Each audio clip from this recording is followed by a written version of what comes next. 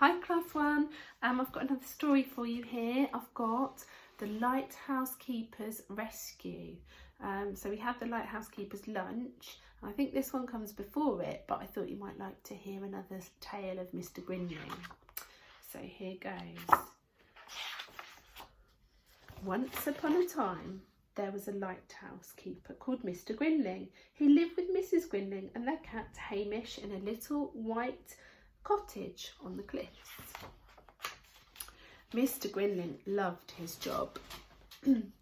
He sang as he polished the light, he whistled as he cleaned the windows, but he was especially happy when visitors came. "I'm a lighthouse keeper from my head to my heels," he would tell them cheerfully. "Always have been, always will be." He was also a lighthouse keeper who was getting old. Sometimes he could hear his bones creaking as he climbed the lighthouse stairs. One day, Mrs Grinling found him against the shed, sound asleep.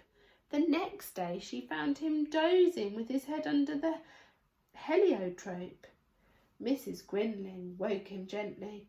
"What's the matter, Mr G?" she asked anxiously. "Are you ill?" "No, Mrs G," said Mr Grinling politely. "I'm just having a little snooze in the sun."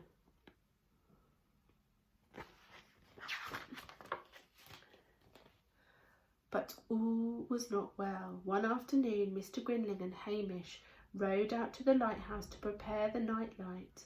Mr Grinling was rather tired after rowing the dinghy, so he decided to have a nap. When he awoke, it was quite dark.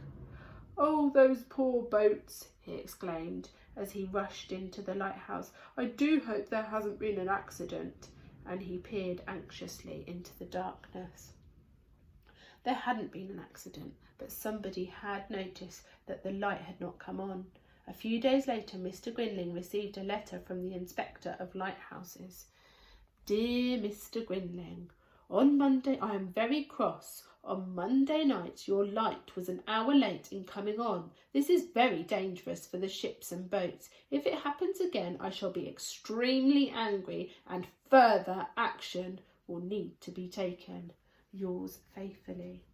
For a while, Mr Grinling made sure he didn't fall asleep anywhere except in his bed. He didn't lean against the shed doors and he didn't rest his head underneath the heliotrope flowers.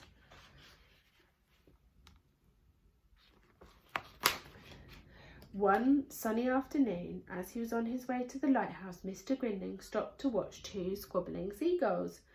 The dinghy rocked gently up and down. Mr Grinling closed his eyes, leaned back and soon fell fast asleep. The dinghy dipped gently in and out of the waves until it was far beyond the lighthouse. When the light didn't come on, Mrs Grinling began to worry. She rang the Coast Guard. "Don't fret, love," he shouted down the phone. "I'll send the launch out straight away. We'll soon find him. He's probably gone to sleep again."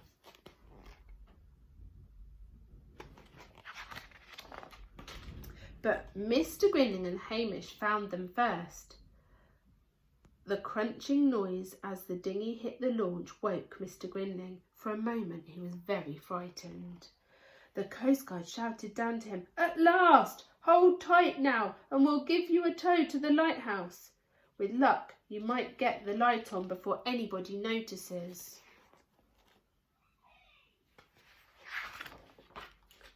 "Oh dear! Oh dear! Ouch!" "Hurry up, Herbert."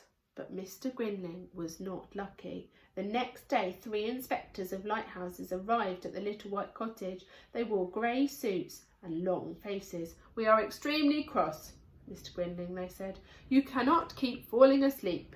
It isn't right for a lighthouse keeper. We must take further action. You have always been a good and conscientious lighthouse keeper, but now you need to rest. We have given your job to a younger man. Goodbye, Mr Grinling." They shook his hand, took the lighthouse key and left. Poor Mr Grinling. Mr Grinling was so upset that he went straight to bed. Nothing that Mrs Grinling did would comfort him. She cooked his favourite breakfast and his favourite dinner. She sang him Humpty Dumpty, his favourite song. But Mr Grinling didn't stir. He just lay there staring at the ceiling. After a week, Mrs Grinling decided she'd had enough. "Mr G," she said sternly, "I've had enough. You can't lie in bed forever. I need you to help me pack. Now stop this nonsense at once." So Mr Grinling climbed out of bed, and together he and Mrs Grinling packed their trunk. From time to time a tear would roll down Mr Grinling's cheek. "Whatever shall I do, Mrs G?" he asked sadly. "I'm a lighthouse keeper. I don't know how to be anything else." They were very tired when they finished the packing, but Mrs Grinling said she wanted a last look through the telescope.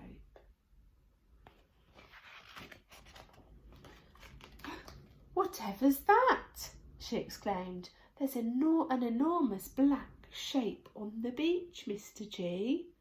We must find out what it is." Together they ran down the steep winding path to the beach below. And they stopped. Then there it lay on the sand, a great black shiny whale. "Jiminy cricket!" exclaimed Mr Grinling. "It's a whale! He must have got lost. We can't leave him here, Mrs G. If he stays out of the water he will die." "We won't let him die," said Mrs Grinling firmly. Hang on, I'll just consult my book." And she did. "We will need to push him in, Mr G," she decided. "You must ride to the village and bring back as many people as you can find. At 3 o'clock it will be high tide. We might be able to float him then. While you're away, I shall throw water over him to keep him cool, and I shall talk to him so he doesn't feel lonely." Away went Mr Grinling as fast as his feet and his little legs could pedal.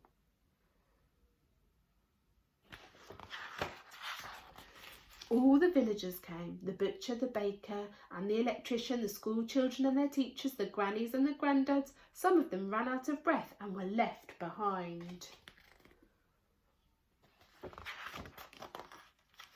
"Hurry!" shouted Mrs Grinling as she saw them coming. "The water's right in now and it's time to push." Everyone gathered round the whale. "Ready, steady, push!" called Mr Grinling. They pushed and shoved and huffed and puffed until everybody was purple in the face. But the whale was moving. Slowly the water crept up his big shiny sides until he was floating. Everybody stopped pushing and watched. The whale looked at them, then with a flick of his enormous black tail, he turned and headed out to sea. "Goodbye," called the villagers. "Good luck." That evening, the villagers and the Grinlings watched the whale rescue on the television news. "It will soon be time for us to say goodbye," said Mrs Grinling. "Tomorrow we have to leave the little white cottage on the cliff. But before we go, we'll have a farewell picnic, and we would like you all to come." Everybody came. The butcher, the baker and the electrician, the children on their bikes and the babies in their pushchairs. It was a very merry affair. Then 3 guests turned up who had not been invited. I wonder who it could be. "We saw you on the television news," explained the first inspector of lighthouses. "Yes," said the second inspector. "We were so proud of you and Mrs Grinling." "We want you to be the lighthouse keeper again," said the third inspector. "But we will give you an assistant. You will work on Mondays, Wednesdays and Fridays, and he'll do the rest of the week." Mr and Mrs Grinling were so delighted that they jumped up and down for joy. "3 cheers for the inspectors of lighthouses," shouted the villagers, and 3 cheers for the Grinlings. Bye, class 1.